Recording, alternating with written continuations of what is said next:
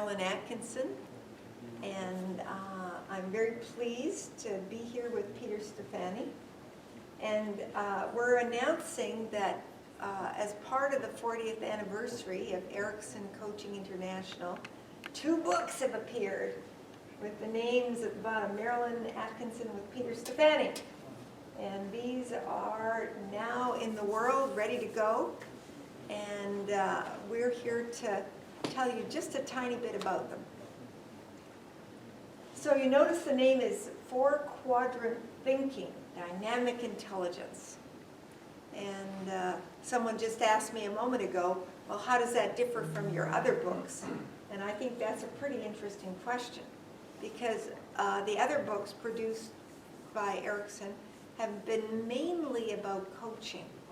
And these books are really about how human beings grow, develop, discover flexible intelligence, and expand it. They take the concept of intelligence from the classical one-dimensional skill-based concept into multi-dimensional, non-linear, and very flexible concept which can stretch well beyond imaginable boundaries, and then go back and play with the scale and scope of time and space. And it is a scope, a big one. Now you look like you've got a question there. Oh, already?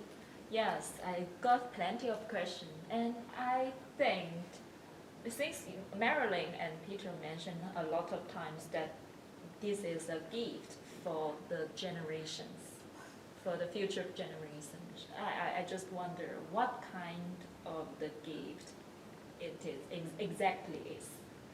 Okay. Well, when we talk about thinking, most people have a fairly flat idea of what thinking is. It's kind of linear.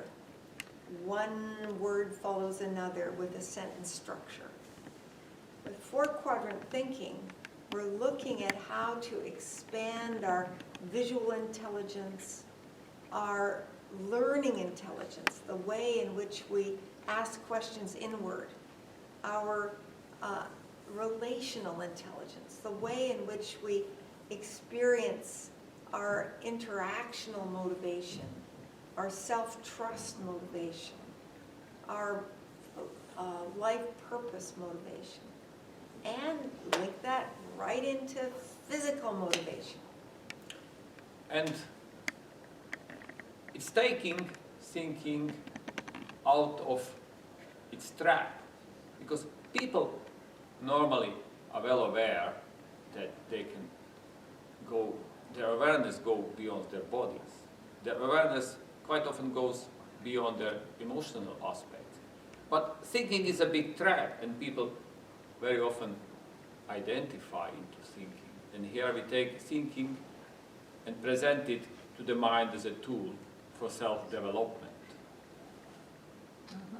Yeah. It's always interesting to notice that we need to be aware of the thinking we're doing. This is part of mindfulness. We need to be aware of where we stand in our growth and development with our thinking.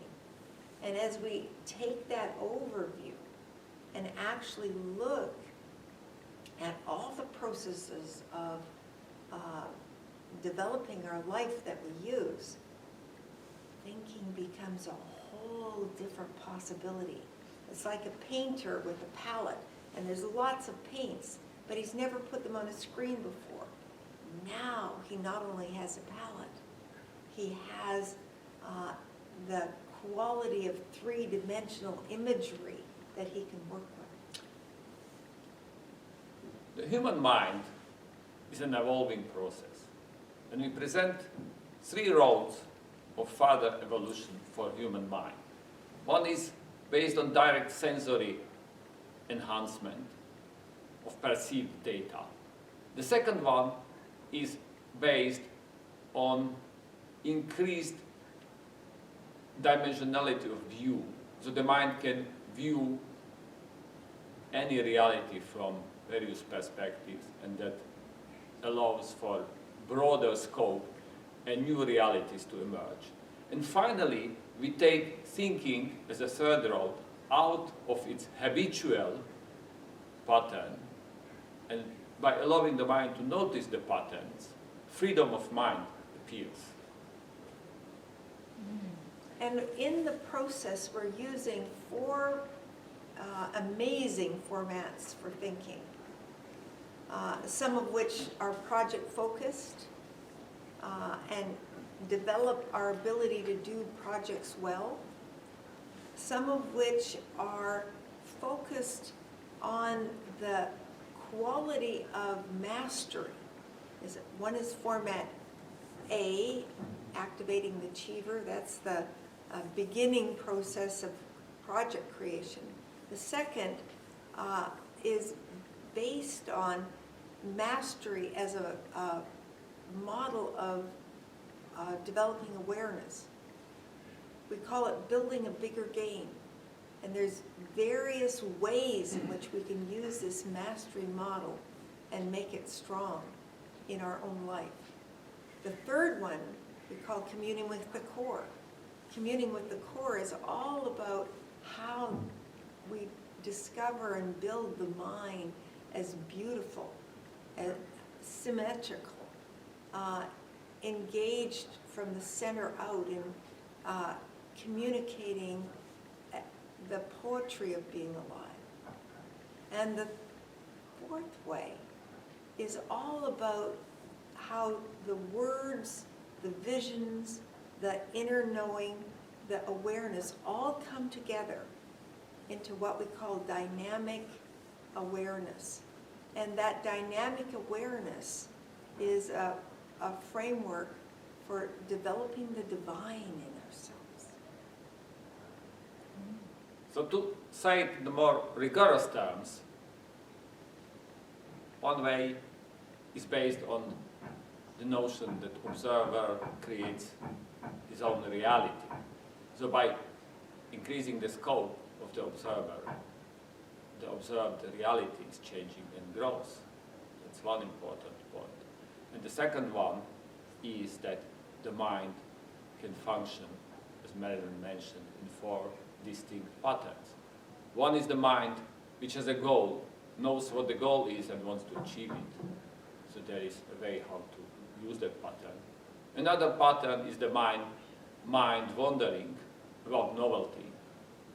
And that is actually a wonder that can be captured into a pattern and looked at and used in a repeatable fashion, because creating novelty in the world is what scientists really do want, but they don't know how to call it. And here the process is described. The third one is appreciating, as Marilyn says, beauty and symmetry, which alternates and actually produces unexpected results.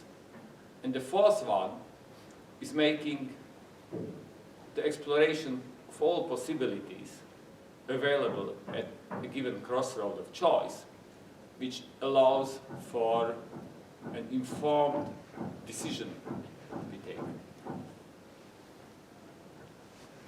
It also, the format D that we're referring to, the last one, allows for a deeper self-knowledge, knowledge of how to listen to the inner qualities of how decisions emerge.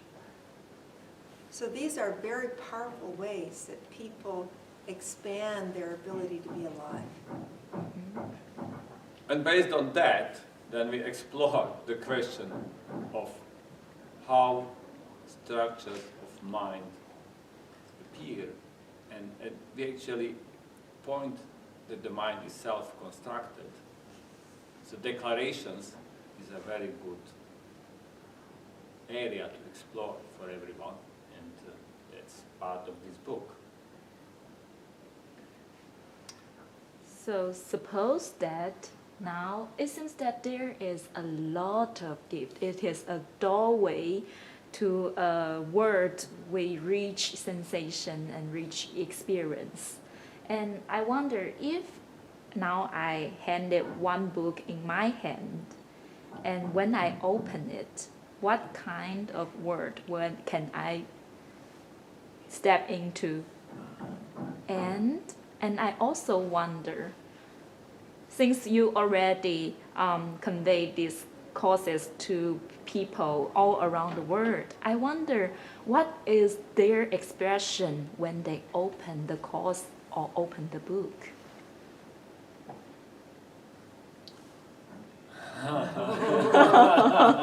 Well, I'll mention one thing and then you another. It's full of great exercises. Mhm. So you not only step in and sort of taste the different pathways and try them out, then there's explicit exercises that you can use to really follow and open a treasure chest and go on a treasure hunt. Dynamic intelligence is being studied by people as a course all around the world. And when studied, people take it and use it to do wonderful things. They improve their business, they transform their business, create new businesses, create a CSR did it in one country, write books, courses, all sorts of things. So it is dynamic.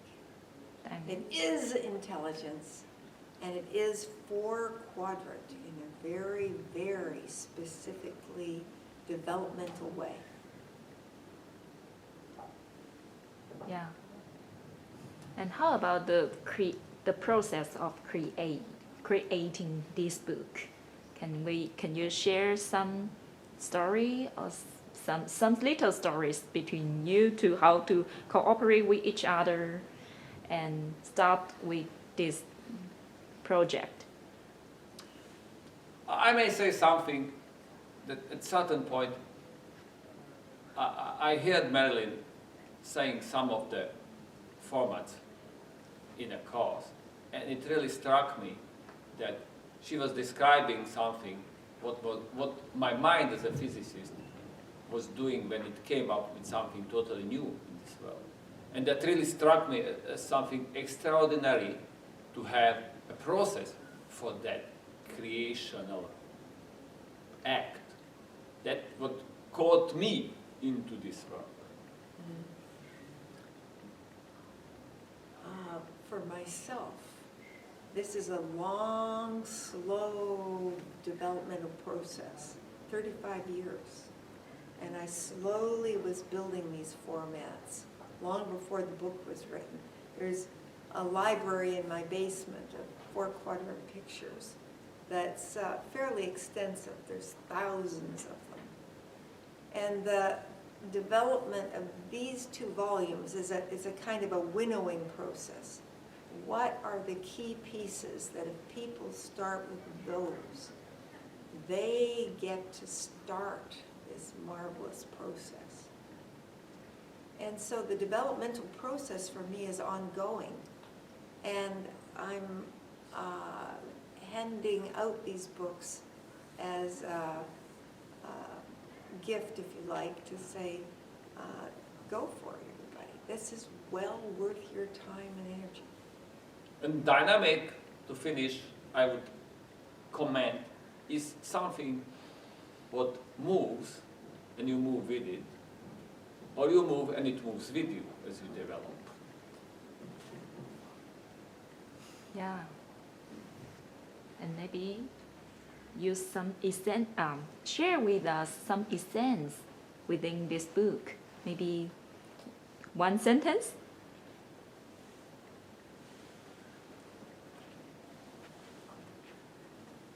One sentence.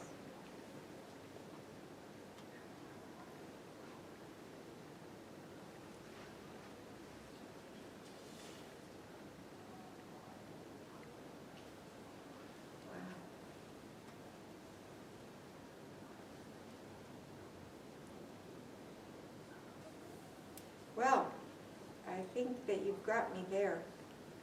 One sentence in this book Yeah. by itself I'd have to plan ahead of time to find it. Uh-huh. So I think we'll need another process of ending this video. Sure. But there is this sentence somewhere in here. You found one? Well, it's somewhere, it's the sentence about when Michelangelo was carving the stone and he saw the statue in it. That's like that.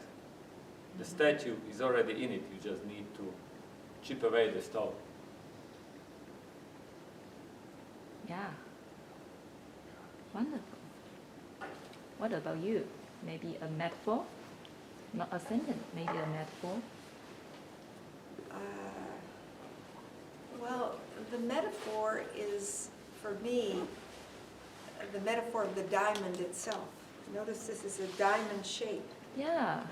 And it's a diamond shape because not only is the diamond moving and sparkling from the inside out, like our mind, it's constantly catching the light in different ways.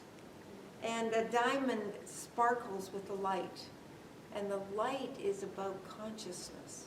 This book is about consciousness and the way we can shine it and sparkle it and allow the light from the inside out to emerge.